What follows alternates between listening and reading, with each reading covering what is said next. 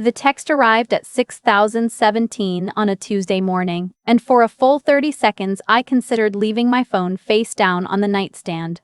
I was in Chicago, staying at the Langham off Wacker Drive, standing at the bathroom mirror in a charcoal blazer I wore for enterprise client meetings.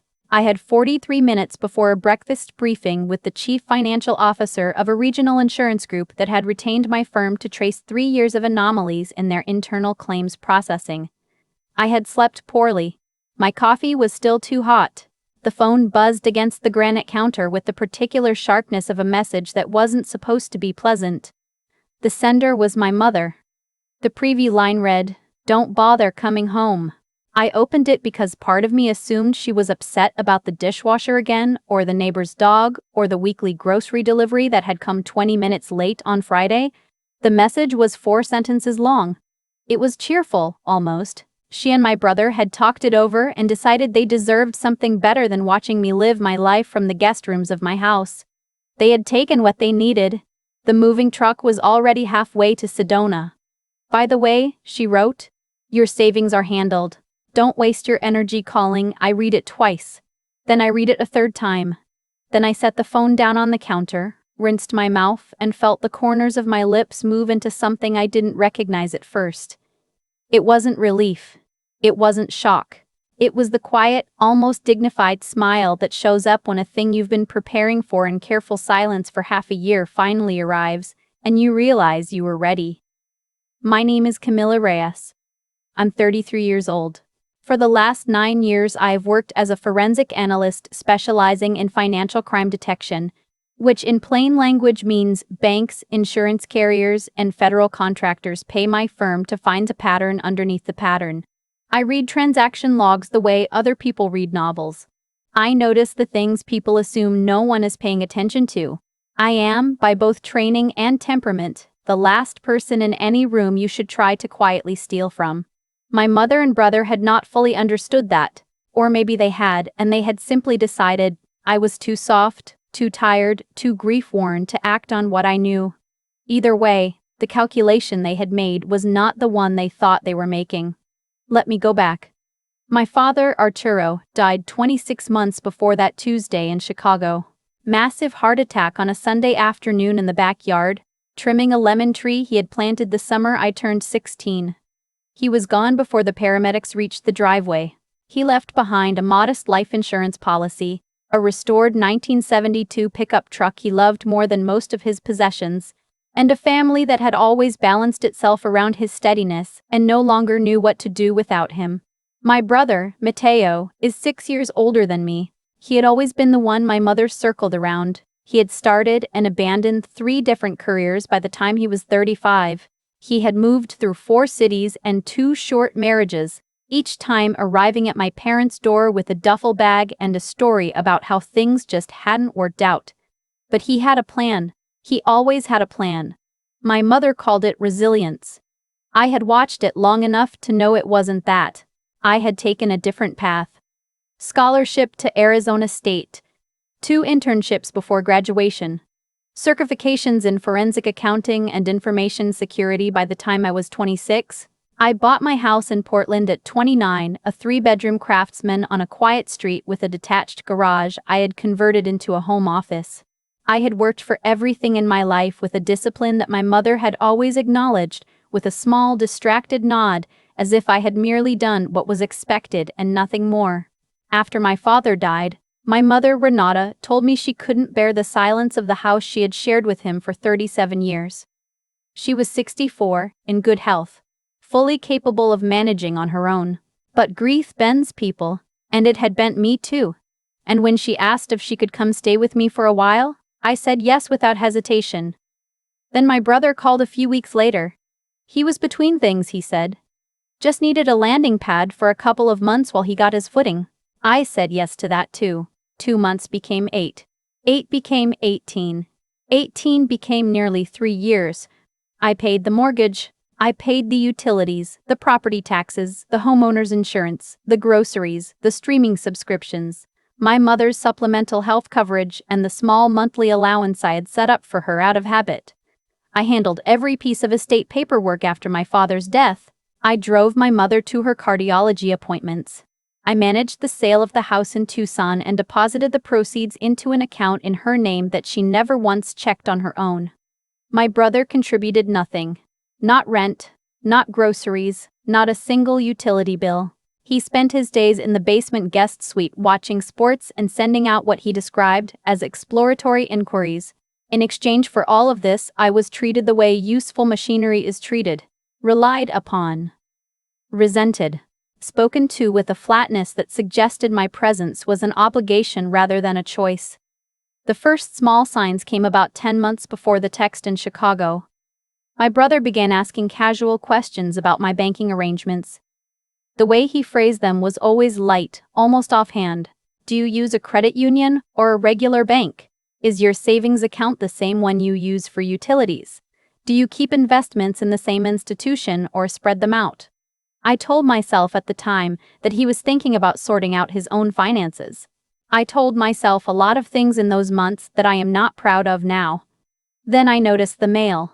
My mail had been opened and resealed, not obviously, not clumsily, just a faint misalignment at the fold, a corner that had been lifted and pressed back down with care. One envelope, then another. I told myself for a while that it was nothing, that I was imagining the pattern. People who love you do not steam open your bank statements. Then my mother began hovering in the doorway of my home office on evenings when I paid bills. She never asked a question. She never commented on anything she saw. She would simply stand there holding a mug of tea, her eyes drifting toward my laptop screen without ever quite settling on it, and then drift away after a few minutes, as if she had only come by to see how my day was going. The moment of cold clarity came on a Thursday evening in February. I had returned from a 3-day client engagement in Denver, arrived home around 9, and walked into my home office to drop off my laptop bag. My brother was sitting at my desk. His back was to the door. He was hunched over a piece of paper with a pencil in his hand, a printed bank statement laid out in front of him, and he was working through something with the kind of focused attention I had not seen him apply to a single thing in 3 years. He heard me come in. He did not look startled. He looked interrupted. He folded the paper quickly, stood up, said he had just been using the desk because the Wi-Fi was better in my office, and walked past me out of the room with the easy confidence of a man who did not believe he had anything to fear from his sister. I closed the door. I sat down in the chair he had just left. I did not touch the desk. I sat there with my hands in my lap for a long time, and I did not feel panic. What I felt was the cold, specific clarity that arrives when something you have been quietly cataloging as a collection of small oddities resolves, in a single instant, into a single coherent picture. I did not confront him. I did not say a word at dinner. I smiled. I asked my mother about her book club. I went to bed at the normal hour. Then I called my attorney. His name is Gideon Wallace. He is 57, a former federal prosecutor who now runs a private practice in Portland, focused on asset protection, civil litigation, and the narrow category of cases where quiet, methodical preparation matters more than speed. I had used him twice before on professional matters. He answered the phone at 10 minutes past 10 at night and listened without interrupting for 22 minutes. When I finished, he was silent for a moment. Then he said, "How complete a picture do they have of your finances?" I told him, "More than I am comfortable admitting." He said, "Then we begin tomorrow morning, not the morning after." That was the beginning of 5 months of careful, quiet, highly structured work. Gideon brought in a forensic accountant named Paloma Chen, 14 years in the field, formerly with a federal investigative unit, specialized in asset tracing and the documentation of family-level financial abuse. She reviewed 9 months of my personal account activity and produced, within 11 days, a 15-page report documenting unauthorized activity on a household expense account my mother had limited access to, small amounts, irregular intervals, never enough to trigger a notification, never so little as to be meaningless. The pattern was deliberate. It had been running for roughly 7 months. The first thing Gideon and Paloma helped me do was restructure my primary savings. People have asked me since then how I could possibly move that much money without my mother or brother noticing. The answer is simple. They were looking at the wrong account the whole time. I transferred the bulk of my assets into an irrevocable trust that Gideon established in my name, with Paloma's firm as a named third-party oversight administrator.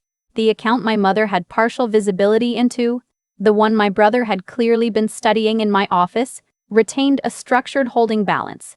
Legitimate funds, enough to look like real money, but arranged in a way that made any unauthorized transfer immediately traceable, immediately reportable, and immediately subject to the kind of regulatory flags that a bank compliance system is required by federal law to escalate.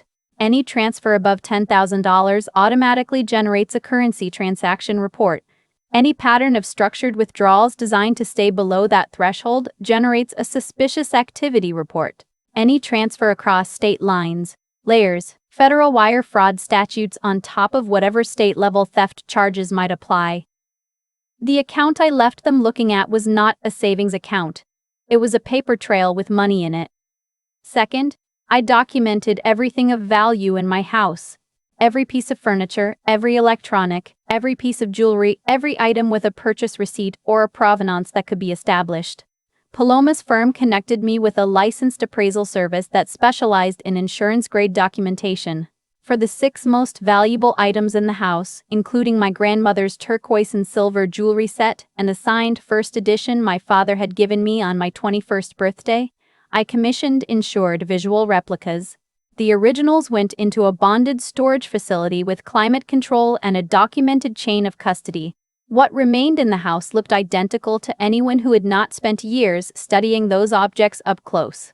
My brother, who had spent a measurable amount of time handling my grandmother's jewelry case whenever he thought I was traveling, would not have known the difference. I had confirmed this by watching him do it on video from 3 states away. Which brings me to the third thing. I replaced my home security system. The previous one had been tied to an account my mother had my password for, a mistake I had made during the first year after my father's death. The new system was installed by a private contractor under a business account attached to my consulting firm. Full exterior coverage. Full interior coverage of the main living spaces, the foyer, the garage, and the hallway outside my home office. Cloud backup to a server my brother could not have accessed if he had tried for a year. Audio enabled on every camera. Motion-triggered alerts sent to my phone on a separate carrier from the one my family knew about. Fourth, I removed my mother from the household expense account entirely and replaced her access with a prepaid card with a $200 daily ceiling and real-time alerts. She never noticed. She had not paid attention to the actual mechanics of the household finances in 2.5 years. She only noticed numbers when they were missing.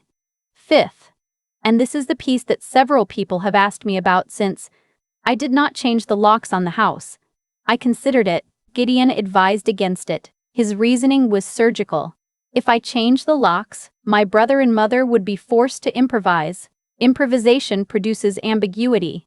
Ambiguity produces reasonable doubt. If they had keys and codes they believed were still active, then anything they did with those keys was a documented, voluntary, premeditated choice. It was not a break-in. It was a removal, by a person with apparent authorization, of property they did not own. That distinction matters enormously in a courtroom. Sixth, I waited. I scheduled the Chicago engagement deliberately. 4 days.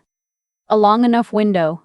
I announced it at dinner 11 days in advance, and I watched my brother's face with the same attention I usually reserved for client executives trying to conceal a liability. His reaction was brief. A small nod. An almost imperceptible glance at my mother across the table. She asked a beat later what day I was leaving. The question was phrased as a mother's casual interest. It was not that. I left on a Monday afternoon. By Tuesday morning at 6:17, while I was in a hotel bathroom in Chicago adjusting the collar of a charcoal blazer, the text arrived. I stood at the bathroom counter and breathed for 40 seconds. My hands were cold.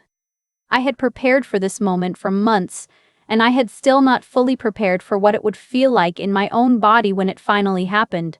Something at the back of my throat wanted to become a sound I was not going to make in a hotel bathroom in Chicago. Then I forwarded the text to Gideon. Then I called Marcus Deaver, a senior fraud specialist at my bank's investigative unit. Gideon had quietly established this relationship 6 months earlier, with a formal authorization letter on file, specifically in anticipation of this possibility. Marcus picked up on the second ring. He had been briefed. He told me the holding account had already registered an attempted outbound transfer at 5:48 that morning, a wire of $482,000 to an account registered in my brother's name at a credit union in Arizona. The transfer had been automatically routed into the review queue. It was frozen. It would not process. Then I opened my laptop and logged into the security feed. The archive contained 14 minutes of footage from the morning. A moving truck had pulled into my driveway at 5:31. 3 men I did not recognize, hired movers, clearly professional. My brother directing them from the front steps in a t-shirt and jeans. My mother in the kitchen, still in her robe, methodically emptying the china cabinet my father had built for her the year before he died. Room by room, I watched my house be stripped. The dining table, the leather reading chairs, the framed photograph of my father and me at my graduation, which had hung in the front hallway for 4 years. My grandmother's jewelry case, which my brother carried out himself, cradled against his chest like something precious. At minute 9, my brother said something to one of the movers that the audio picked up cleanly. He said, "Take the big stuff first, the electronics and the art. Don't worry about the books." I closed the laptop. I stood up. I walked into my breakfast meeting at 7:02. 3 minutes late, apologized once, and spent the next 90 minutes walking a client CFO through the vulnerabilities in her internal audit protocols. I am a professional. I was not going to let them take that from me too. By that evening, Gideon had filed emergency notices with the Portland Police Bureau's Financial Crimes Division, with the bank's fraud unit, and with the federal reporting channel through the FBI's Financial Crimes Office. The movement of property across state lines, the attempted wire transfer into another jurisdiction, and the documented electronic communication in which my mother had described the events in her own words had collectively triggered federal jurisdiction. Gideon had also contacted the property management company for the short-term rental in Sedona. My mother had mistakenly forwarded the reservation confirmation to a shared family email address that I still had read access to. The property manager cooperated within the hour. He had no interest in being caught in the middle of a federal investigation. Marcus confirmed by 5 that afternoon that both the holding account and a secondary account my brother had apparently been watching were fully frozen. The transfer he believed had gone through had been kicked into mandatory review the moment it touched the bank's outbound pipeline. Under federal banking regulations, that review can last up to 30 days. In practice, with a pending fraud investigation, it would last as long as the investigation did. I flew home the next morning. I unlocked the front door at 11:42 and stood in the foyer for a long moment and let the quiet settle around me. No console table, no framed photograph, no wool runner my father had brought back from a trip to Santa Fe the year I was 12. The air smelled like packing tape and the specific emptiness of a house that has been stripped by people who did not love it. I put on a pair of gloves. Gideon had been clear. Treat the house as an evidence scene. I photographed every room, every empty shelf, every bracket, every mark on the wall where a picture had hung. My mother had left a handwritten note on the kitchen counter. It sat on top of a small opened safe I kept in the pantry. She had taken the $1,200 in emergency cash I kept there, along with the documents I had deliberately placed on top, which had been formatted to look like account access information, and which led to nothing except a carefully monitored decoy login portal. She had not looked under the lowest shelf of the safe. Taped there was a small index card in my own handwriting. It said, "Check the account names again." I photographed the card. I peeled it off. I slipped it into my jacket pocket. Then I poured a glass of water because it was the one thing they had not taken that I needed right then, and I sat down at my kitchen island to wait. My brother called first, 6:54 p.m. I let it go. He called again at 7:09. I let that one go too. My mother called at 7:23. On the 4th attempt, at 7:38, I answered. She did not say hello. My mother had not said hello to me in any phone conversation for at least 2 years, a pattern I had noted in my own notes without fully understanding until that evening what it meant. She skipped straight to it. Her voice was high, tight, stripped of the low calm she usually wore. "What did you do?" I was leaning against the kitchen counter. Outside the window, a neighbor's sprinkler was running.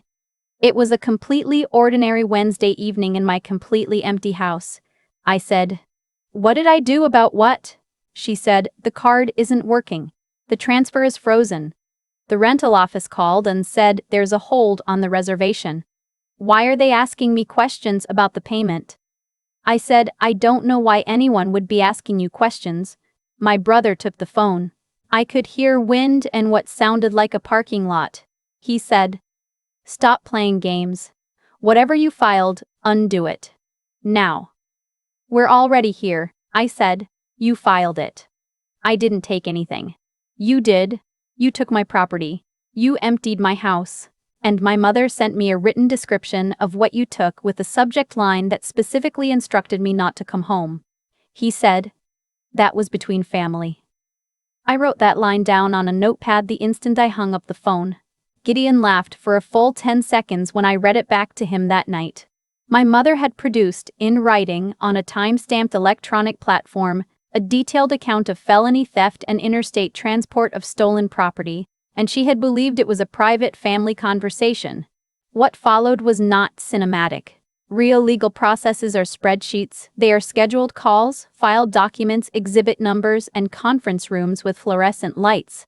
My neighbor Delia, who lives across the street and is retired and notices everything, had seen the moving truck that morning.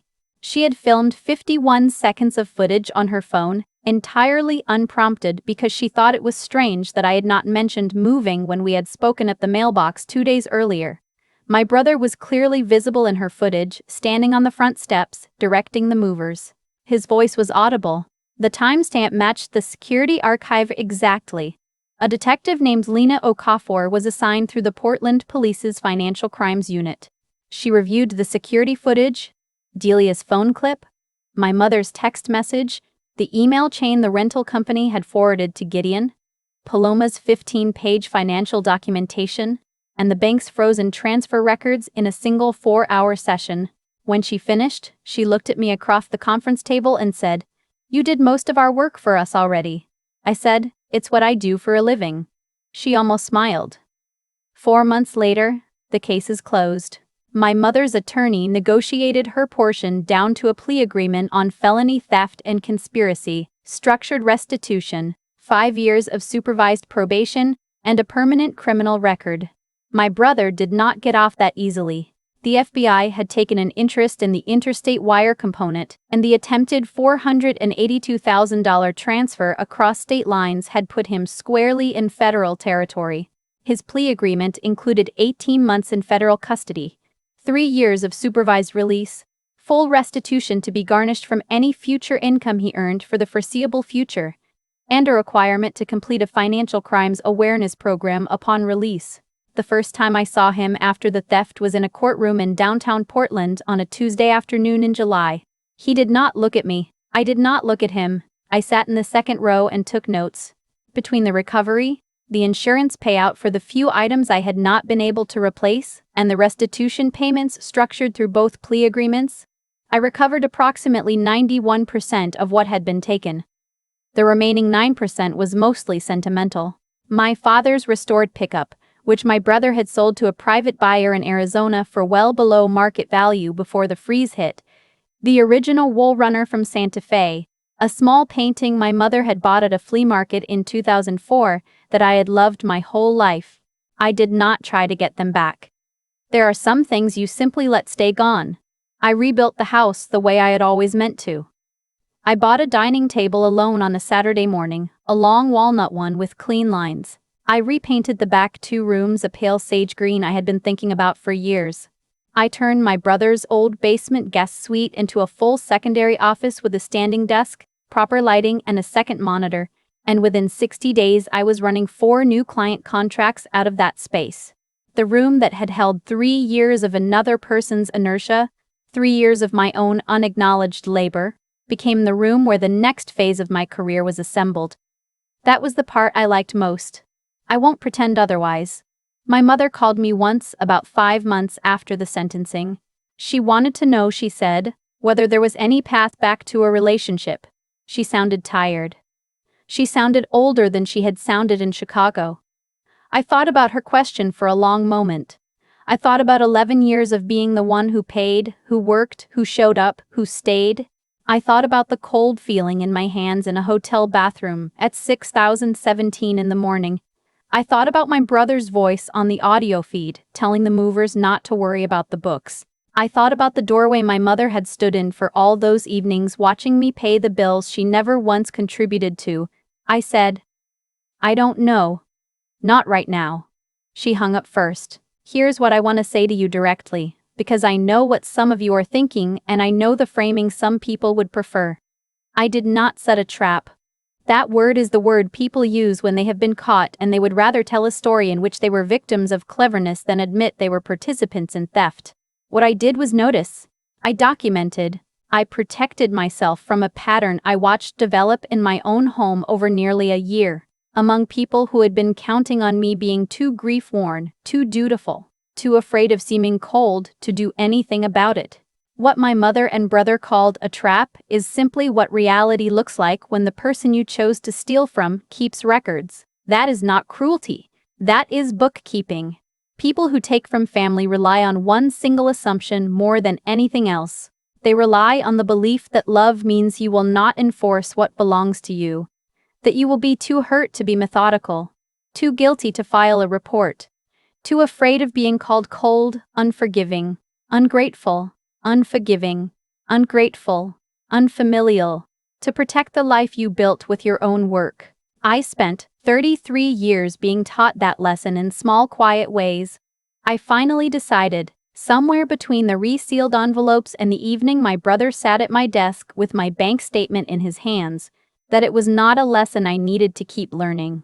If there is someone in your life right now who has been making you feel that protecting yourself from them is a betrayal of them, I want you to hear this clearly. It is not. Boundaries are not weapons. Documentation is not cruelty. Asking to be treated with the same basic respect you have extended to everyone else in your life is not a failure of love. It is the beginning of the only kind of love that was ever going to survive anyway. I live in my house alone now. The walnut table sits in the dining room. The sage green walls have held up beautifully. My office is quiet. My work is good. My phone rings when it is supposed to, and not when it isn't. I eat breakfast at my own counter, in the early light, in the rooms that belong to me. And every now and then, when I catch my own reflection in the kitchen window, I see that same quiet smile I first noticed in a hotel bathroom in Chicago at 6:17 on a Tuesday morning. It is the smile of someone who was paying attention. It is the smile of someone who finally decided she was allowed to.